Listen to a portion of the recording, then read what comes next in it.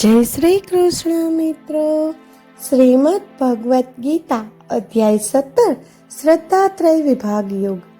જે વચનો ઉદ્વેગનું કારણ બનતા નથી, સત્ય, નિરુપદ્રવી તથા હિતકારી છે, તેમજ વૈદિક શાસ્ત્રોનો નિત્ય પાઠ કરે છે, તેને વાણીની તપશ્ચર્યા કહેવામાં આવે છે.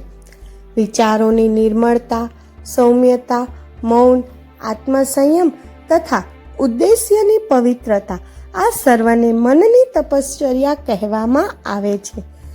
જ્યારે પવિત્ર મનુષ્યો પ્રગાઢ શ્રદ્ધા સાથે કોઈ પણ માયિક ફળની અપેક્ષા વિના આ 3 પ્રકારની તપશ્ચર્યાઓ કરે છે, ત્યારે તેમને સત્વગુણી તપના રૂપે પદાંકિત કરવામાં આવે છે.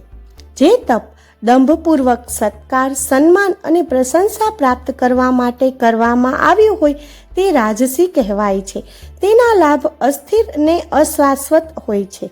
જે તપ ભ્રમિત ભાવના સાથે કરવામાં આવ્યું હોય અને જેમાં આત્મપીડન તથા અન્યનો વિનાશ કરવા કે હાનિ પહોંચાડવા માટે કરવામાં આવ્યું હોય તેને તમોગુણી શ્રેણીમાં વર્ણવવામાં આવે છે. જે દાન સુપાત્ર વ્યક્તિને કર્તવ્ય સમજીને કોઈ પણ પ્રતિફળની અપેક્ષા વિના ઉચિત સમયે ઉચિત સ્થાને આપવામાં આવે છે તેને સાત્વિક દાન માનવામાં આવે છે. પરંતુ અનિચ્છાએ પ્રત્યુપકારની આકાંક્ષા સાથે અથવા તો ફળની અપેક્ષા સાથે કરવામાં આવેલા દાનને રજોગુણી માનવામાં આવે છે. અને જે દાન અપવિત્ર સ્થાને અને અનુચિત સમયે કુપાત્ર મનુષ્યોને આદરભાવ રહિત અથવા તો તિરસ્કાર સાથે આપવામાં આવે તેને અવિદ્યા પ્રકૃતિનું દાન કહેવામાં આવે છે. સૃષ્ટિના પ્રારંભથી ઓમ તત્ સતને પરમ પૂર્ણ સત્યના પ્રતિકાત્મક પ્રતિનિધિઓ ગણવામાં આવ્યા છે. તેમાંથી બ્રાહ્મણો, શાસ્ત્રો અને યજ્ઞો ઉત્પન્ન થયા છે. તેથી વૈદિક આજ્ઞાઓ અનુસાર વેદોના પ્રવક્તાઓ યજ્ઞ ક્રિયાઓ, દાન પ્રદાન અથવા તો તપશ્ચર્યાનો શુભારંભ ઓમ શબ્દના ઉચ્ચારણ સાથે કરે છે.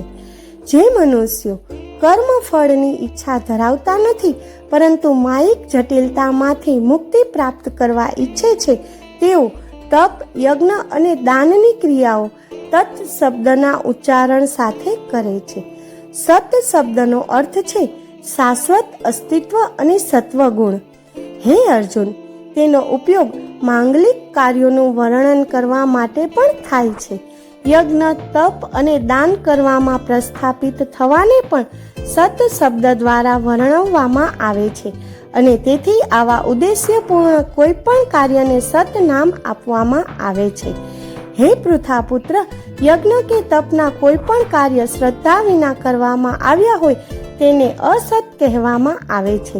તેઓ આલોક તથા પરલોક બંને માટે બિન ઉપયોગી છે.